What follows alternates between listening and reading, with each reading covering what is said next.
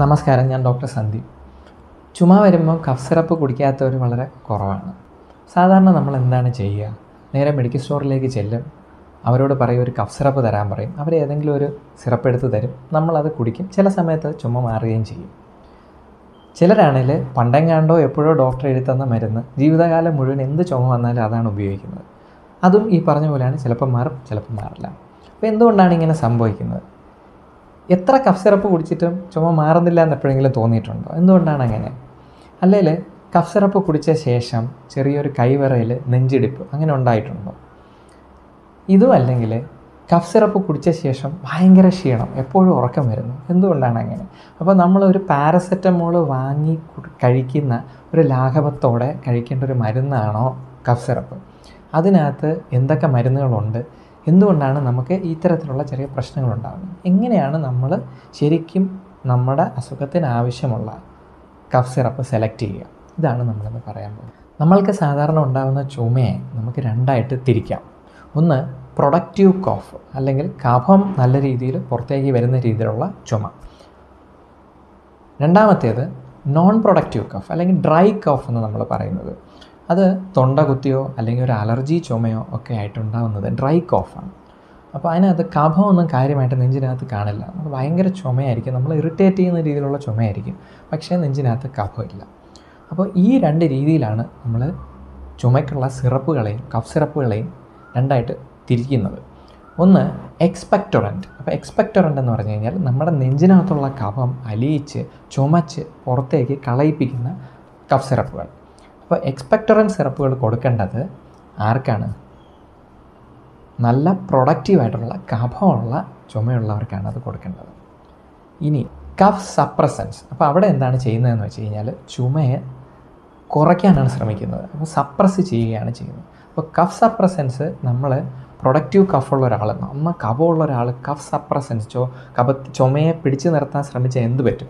നെഞ്ചിനകത്ത് കൂടുതൽ കഫം കെട്ടി നിൽക്കുകയും അത് ന്യൂമോണിയോ അല്ലെങ്കിൽ ചെസ്റ്റ് ഇൻഫെക്ഷനോ ഒക്കെ ആവാനും ഒക്കെ സാധ്യതയുണ്ട്. അപ്പോൾ നമ്മൾ വളരെ ബേസിക്കായിട്ട് അറിഞ്ഞിരിക്കുക, രണ്ട് തരത്തിലുള്ള കഫ് സിറപ്പുകളുണ്ട്. കഫമുള്ളവർ കഴിക്കേണ്ടതല്ല, കഫമില്ലാത്തവർ കഴിക്കേണ്ടത്. അപ്പോൾ മെഡിക്കൽ സ്റ്റോറിൽ പോയി ചുമ്മാ വാങ്ങിച്ച് കഴിക്കുമ്പോൾ അവർ എന്തെങ്കിലും ചോദിക്കാറുണ്ടോ നമ്മളോട്? ഇല്ല. ഏതെങ്കിലും ഒരെണ്ണം എടുത്തു തരും, നമ്മളത് കുടിക്കും. പിന്നെ ഇനി രണ്ടാമത്തെ അടുത്ത സ്റ്റെപ്പ് നമ്മൾ നന്നായിട്ട് അറിഞ്ഞിരിക്കേണ്ട ഒരു കാര്യമാണ്, കഫ് സിറപ്പുകൾ ഒരിക്കലും ഒറ്റ മരുന്നിൽ ഉണ്ടാക്കിയതല്ല. അതിനകത്ത് കോമ്പിനേഷനാണ്. 3, 4, 5 മരുന്നുകൾ അതിനകത്തുണ്ടായിരിക്കും. അപ്പോൾ മിക്കവാറും ഈ നമ്മുടെ പ്രൊഡക്റ്റീവ് കഫിന് കൊടുക്കുന്ന കഫം അലിയിച്ച് കളയാനുള്ള ഒരു മരുന്നുണ്ടാവും. ചുമ നന്നായിട്ടുണ്ടാകാൻ വേണ്ടിയിട്ടുണ്ടാവും. അതിനകത്തൊരു ബ്രോങ്കോഡൈലേറ്റർ, അല്ലെങ്കിൽ നെഞ്ചിനകത്തുള്ള എയർവേ നന്നായിട്ട് വായുസഞ്ചാരം ഉറപ്പുവരുത്താൻ. അപ്പോൾ അത് വീസിങ് പോലുള്ളവർക്കൊക്കെ അത് കുറച്ചുകൂടെ എഫക്റ്റ് ആയിരിക്കും. നല്ല രീതിയിൽ ശ്വാസം മുട്ടുണ്ടെങ്കിൽ അതും കൂടെ കുറയും. അപ്പോൾ ഇത്രയും മരുന്നുകളുടെ ഒരു കോമ്പിനേഷൻ ആയിരിക്കും അതിനകത്തുണ്ടാവുക. എന്നാൽ നമ്മുടെ കഫ് സപ്രസൻസിനകത്തുണ്ടാവുക ചുമ പിടിച്ചു നിർത്താൻ വേണ്ടിയിട്ടുള്ള മരുന്നാണ്. ഇപ്പോൾ കൊഡീൻ അല്ലെങ്കിൽ ഡെക്സോമെത്തോർഫിൻ എന്നൊക്കെ പറയുന്ന മരുന്ന്, പിന്നെ അതിനകത്ത് കോമ്പിനേഷൻസ്, ചില ബ്രോങ്കോഡൈലേറ്റേഴ്സ്, നേരത്തെ പറഞ്ഞുള്ള സാധനങ്ങൾ, സാൽബുട്ടമോൾ, ലിവോസാൽബുട്ടമോൾ പോലുള്ള സാധനങ്ങളൊക്കെ കാണാം. അപ്പോൾ നമ്മളിത് സെലക്ട് ചെയ്യുമ്പം ഡോക്ടറെ കാണിച്ചിട്ട് ചെയ്യണമെന്ന് പറയുന്നതിൻ്റെ കാര്യം, ഇപ്പോൾ നെഞ്ചിനകത്ത് കഫം ഉണ്ടെങ്കിൽ നമ്മൾ അതിനനുസരിച്ചുള്ള കഫ് സിറപ്പാണ് എടുക്കേണ്ടത്. ചെറിയ വീസിങ്, കിറുകിറുപ്പ് ഉണ്ടെങ്കിൽ അതിനുള്ള കഫ് സിറപ്പാണ് എടുക്കേണ്ടത്. ഇതൊന്നും ഇല്ലാത്തവർക്ക് കഫ് സപ്രസൻ്റാണ് സെലക്ട് ചെയ്യേണ്ടത്.